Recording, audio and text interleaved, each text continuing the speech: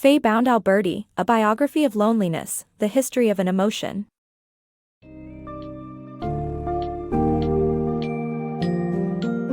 In A Biography of Loneliness, The History of an Emotion, author Faye-bound Alberti takes a deep dive into the history, significance, and causes of loneliness, revealing how it has evolved in modern society. The book explores the unique nature of loneliness and how it became the pressing issue it is today, while also considering the potentially harmful societal and individual factors contributing to its prevalence, from technological and socio-political influences to the pressures created by modern relationships. This summary will guide readers through the major highlights of the book, shedding light on the complex facets of loneliness that permeate contemporary life.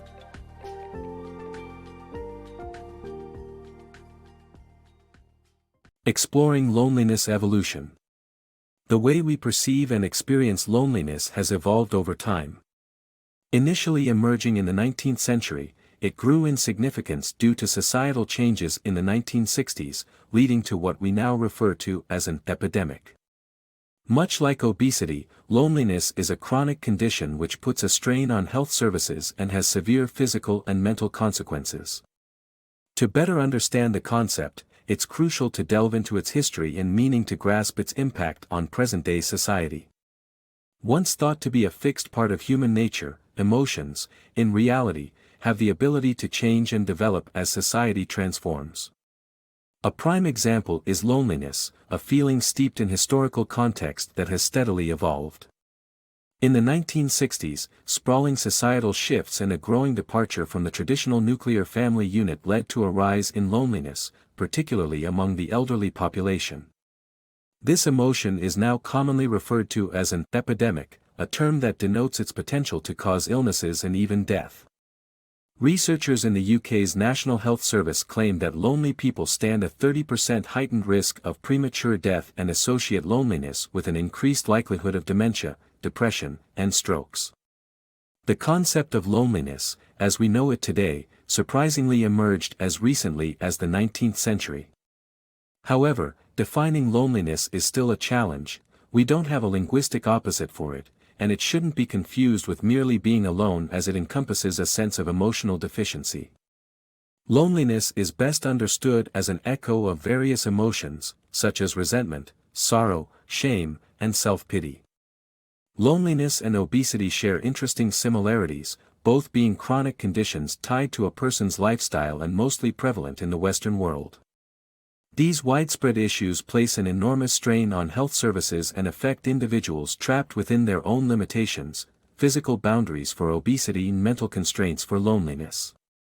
Recognizing that loneliness is more than just an internal emotional state, profoundly influenced by our physical bodies, is vital to understanding its existence and impact today. Evolution of loneliness. The word lonely has evolved significantly since the 16th century, with its roots in changes in societal values and perspectives. Historically, loneliness was not perceived negatively, as one's aloneness meant being in the presence of God, a positive, spiritual experience. However, over time, various factors like the rise of individualism, secularism, and a shift towards seeking connections with others have transformed the meaning of loneliness into a widely perceived negative state of being. This transition has made loneliness a widespread issue, highlighting the importance of sociability and relationships in the modern era. The origin of the term lonely can be traced back to the 16th century, with two associated meanings: sadness due to a lack of company or referring to a remote location. However, it was not until the 19th century that loneliness became widely accepted, marking the emergence of an entirely new concept. In earlier times, being alone, or experiencing loneliness, was not regarded as a negative state. Individuals were never truly alone, as they remained in the presence of God. Thus, solitude was often a valuable and spiritual experience. The 19th century witnessed a shift in the perception of loneliness, coinciding with societal changes. Presently, the idea of being alone has a more negative connotation. Sociability is now seen as an essential aspect of mental well-being. Ironically, loneliness is more prevalent due to shifts in lifestyles and belief systems. Factors contributing to this phenomenon include an increase in people living alone, a focus on individualism, and the decline in religious influence. Consequently, solitude as a divine communion has faded from public consciousness. Today, individuals define themselves by their relationships with others rather than with God. If such connections are lacking, people experience loneliness rather than the spiritual solace prevalent in earlier times. The contemporary pervasiveness of loneliness signifies a significant change in how society values relationships and interconnectedness. Debunking soulmate obsession. Loneliness can seep into our lives despite seemingly active social engagements. One reason behind this is the persistent quest for our soulmate, a concept rooted in both ancient philosophy and romantic literature. Society's emphasis on this ideal encourages a belief that a fulfilling life cannot exist without that ultimate partner, warranting a re-examination of such notions. Many are no strangers to experiencing loneliness, even in the presence of friends and loved ones. Sylvia Plath's life illustrates that, as her college letters and journal entries reveal her chronic loneliness regardless of her active social life. One of the key factors contributing to this sense of isolation lies in the quest to find the perfect soulmate. This age-old concept of the soulmate can be traced back to Plato's The Symposium, where men and women were initially one entity before being divided. As a result, each person has to find their other half to become complete once again. Samuel Taylor Coleridge was the first to coin the term in 1822, amidst the rise of romantic love. Consequently, marriage acquired a spiritual dimension, with couples meeting each other's emotional and spiritual needs. Notions of the soulmate are exemplified in literary works such as Emily Bronte's Wuthering Heights, where love is portrayed as perilous but inescapable. Heathcliff's notable proclamation, "I cannot live without my life. I cannot live without my soul," showcases the importance of love in defining one's existence. The tumultuous essence of love in his character and the starkness of the Yorkshire moors set a dramatic stage for this romantic ideal. The same line re-emerges in Stephenie Meyer's Twilight series, 2005-8, where Heathcliff's quote is expressed by the vampire Edward regarding his human soulmate, Bella. Despite the risks, Bella willingly abandons her human existence to join Edward. The series reinforces the notion that seeking one's soulmate is paramount to living a fulfilled life, regardless of the potential sacrifices and dangers. This ingrained focus on finding our other half fuels the belief that loneliness is inevitable without an ideal partner. However, this mindset begs to be investigated. Is it healthy to be fixated on discovering our soulmate, even if it means risking everything? Perhaps it's time to critically assess and re-envision how we approach love and relationships. Loneliness through loss. Losing a partner is a common cause of loneliness, with remaining personal items often causing pain for widows and widowers. This modern type of loneliness has evolved over time, altering the way loss impacts our lives. In the 18th century, Thomas Turner grieved the loss of his wife but found solace in his faith, experiencing oneliness rather than modern loneliness. However, a century later, Queen Victoria mourned her husband, Albert, and frequently mentioned her feelings of loneliness. The shift in social attitudes has added a deeper sense of isolation when one loses a partner. The turmoil of losing a partner is immeasurable, and it often results in a deep sense of loneliness. For widows and widowers, adjusting to life without their loved one is tough, and the presence of their partner's everyday belongings only exacerbates the heartache. Analyzing the experience of widowhood over time reveals how the societal understanding of loneliness has changed. Thomas Turner, an 18th-century Englishman, endured the loss of his wife, Peggy. He expressed his grief in his diary, referring to himself as destitute and lamenting the absence of his soul's partner. Interestingly, Turner's solitude was mitigated by his religious faith, allowing him to experience oneliness rather than the modern idea of loneliness. Fast forward a century, Queen Victoria's deep mourning for her husband, Albert, showcases the changed perception of loss in society. Victoria's excessive 40-year mourning period was marked by extensive rituals to keep her husband's memory alive. Despite her royal status, she, too, experienced loneliness, as documented in her diary entries. This comparison indicates that loss has always had a profound effect on individuals. However, as social attitudes evolved, the concept of loneliness underwent a transformation. In contrast to the religious loneliness experienced by Thomas Turner, today's understanding of loneliness brings a sense of stark isolation to those who have lost a partner. Beyond the loneliness epidemic.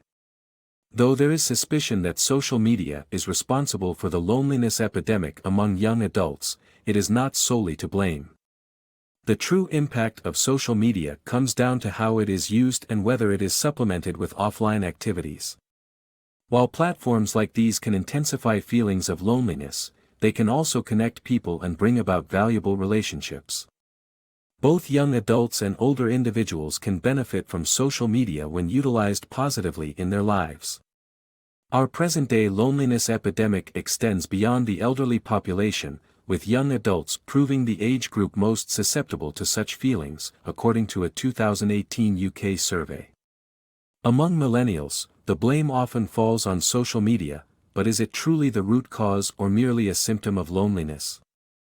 FOMO, or the fear of missing out, has become a common expression in our lexicon, as nearly 3 out of 4 young adults experienced it in a 2012 survey. Often triggered by viewing lavish lifestyles on social media, FOMO points towards the significant effect these platforms can have on our emotions. A 2014 Facebook experiment even revealed that users' emotions can be influenced by what they observe in the posts they see. However, before we blindly fear new technology, let us recall the anxiety the telephone once stirred with concerns of laziness and isolation. Ultimately, the utility and potential benefits of the phone outweighed its dangers, such as allowing isolated individuals, like farmers, to maintain communication more easily. Thus, the impact of social media relies on how people use it and in the broader context of their lives. Research indicates heightened feelings of loneliness are correlated with social media use only when not supported by offline activities. As long as there is a balance between online and offline interaction, harm remains minimal. The real issue arises when face-to-face communication is replaced altogether. Social media's role in the loneliness epidemic is neither as a cause nor a symptom but rather a determining factor due to the individual's broader context. While it may intensify the feeling of loneliness for some, it can also create connections and relationships. By using social media positively, both young adults and older generations can reap its benefits and find relief from loneliness. Combating loneliness in aging. Loneliness particularly affects the elderly, with an increase in loneliness as individuals surpass 80 years of age. The issue is partly linked to unmet needs, such as lack of social care and assistance with daily tasks, as well as societal views that regard older individuals as economically unproductive and burdensome. To address loneliness, it's crucial to reassess how we provide for older adults by focusing on inclusive strategies, rather than solely relying on traditional care homes, which may not address the core issue of loneliness. Loneliness in old age is an increasingly pressing issue, especially as the population in Western countries continues to age. In fact, as individuals reach 80 years of age and older, the rates of loneliness climb to roughly 50%. Beyond its emotional impact, loneliness has been linked to serious medical consequences, including an increased likelihood of developing dementia. One significant factor contributing to loneliness among the elderly is the concept of unmet need. Older adults' needs are often not adequately addressed, ranging from assistance in basic tasks like shopping or moving around to simply having someone to talk to. For example, the UK has witnessed an increase in its elderly population without a proportional increase in social care provision. Adding to this challenge are broader societal issues that have led to the elderly being perceived as burdensome due to their inability to contribute economically. This view can result in isolation and feelings of guilt among older individuals.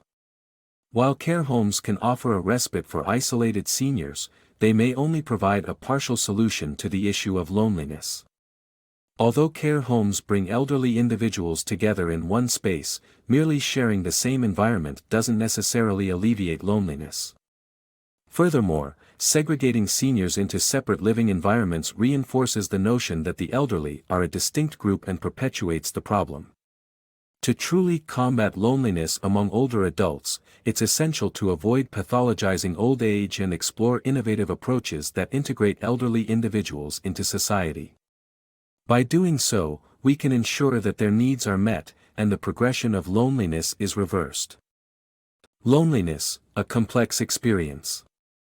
Loneliness is experienced differently by individuals from diverse backgrounds and life stages, making it a multifaceted issue.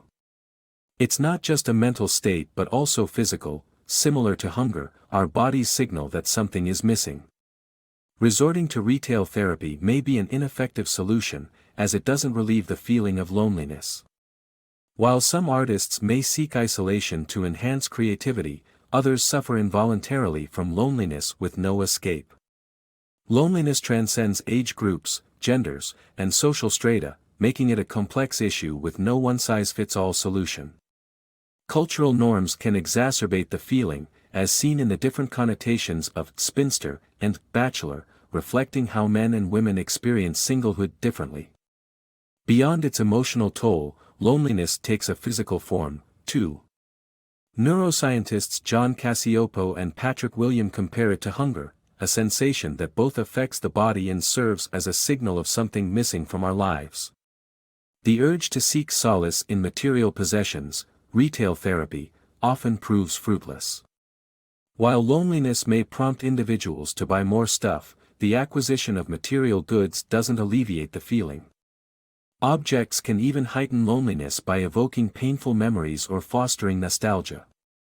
Interestingly, some individuals embrace loneliness as a catalyst for creativity.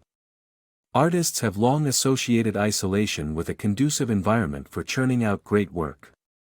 Writers like Virginia Woolf and Rainer Maria Rilke have claimed that loneliness inspires artistic expression by eliminating distractions and granting access to the inner self. However, it's crucial not to overemphasize the potential perks of loneliness. For some, such as artists who are able to step back into the world when desired, solitude is a choice. But many others face involuntarily loneliness with no escape, such as the homeless, refugees, or those who suffer from chronic loneliness like Sylvia Plath. In these cases, the physical pain of loneliness cannot be easily dismissed, making their experience vastly different from those who seek isolation as a form of creative expression. Loneliness in an individualistic world. Shifts in societal structures and values, particularly focusing on individualism, contributed to the transformation from oneliness to loneliness. Charles Darwin's concept of survival of the fittest, and the rise of neoliberalism led to a competitive and fragmented society with concentrated emphasis on personal success. To combat loneliness in the modern Western world, we must improve social care and rethink how we perceive and address this issue, recognizing that loneliness is not an intrinsic human trait but a consequence of our individualistic society. The evolution from oneliness to loneliness didn't occur independently from the many changes that have transpired in the past 200 years. Contemporary society is vastly different than it was in the past, especially regarding the traditional family unit and the growing focus on individualism. Charles Darwin played a significant, albeit unintentional, role in altering the perceptions of loneliness. The idea of survival of the fittest not only impacted our understanding of biology but also extended to society as social Darwinism.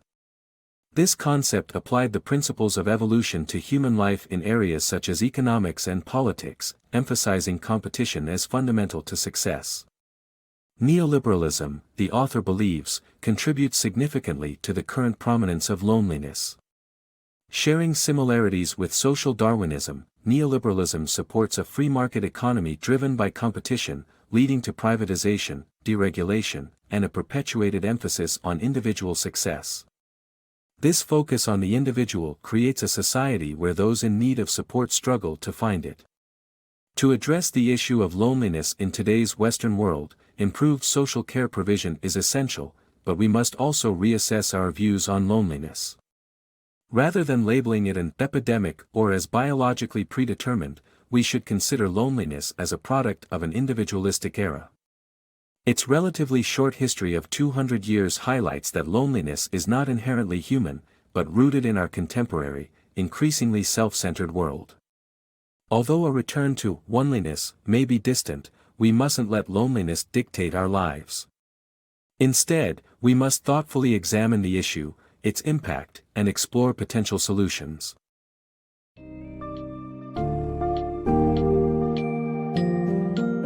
Ultimately, a biography of loneliness delves into the complex history, development, and implications of loneliness in contemporary society, while highlighting the increasing individualism that exacerbates such feelings.